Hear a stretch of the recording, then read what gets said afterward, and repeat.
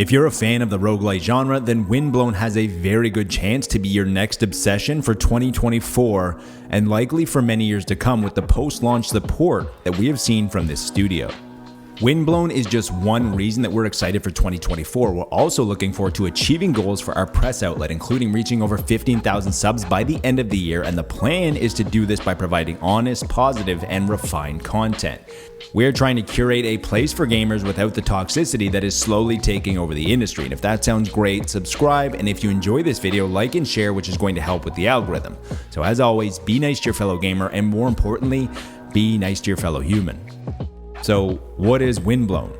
Windblown is an isometric action roguelite that is playable in solo or up to 3 players. Windblown has a tough but fair combat system that will find you blazing through the levels and swapping between multiple weapons and shifting builds on the fly, which sounds similar to the gameplay loop of Dead Cells. In Windblown, you play as a leaper. Leapers absorb memories of those who came before, so you won't be playing the same character who gets turned into goop every time like in Dead Cells, which sounds right along the lines of something like Rogue Legacy. As you collect more memories, you will become stronger and you will be able to wield more complex weapons and powers. So why should you care about Windblown?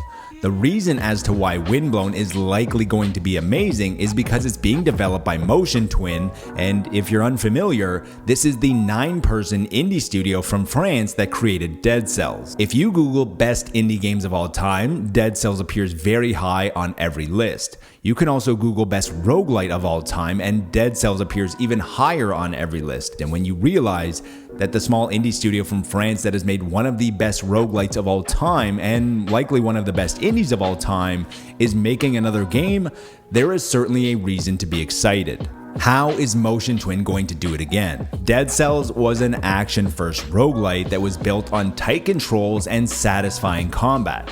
Motion Twin has already tackled the 2D action platformer, and now with Windblown, Motion Twin will attempt to infuse their magic into the popular isometric 3D dungeon crawling genre. According to Motion Twin, we were craving a lightning-fast combat roguelite, but it simply didn't exist.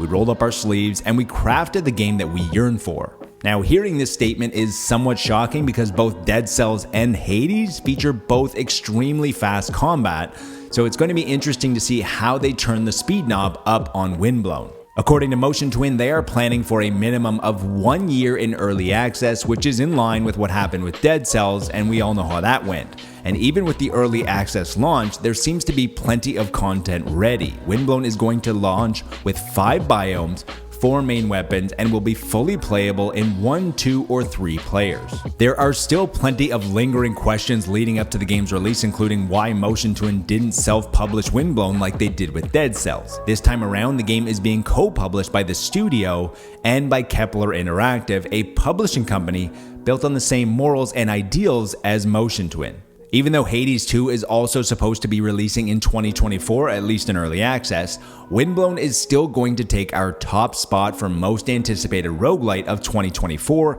because it looks like an evolution of what the studio created with Dead Cells.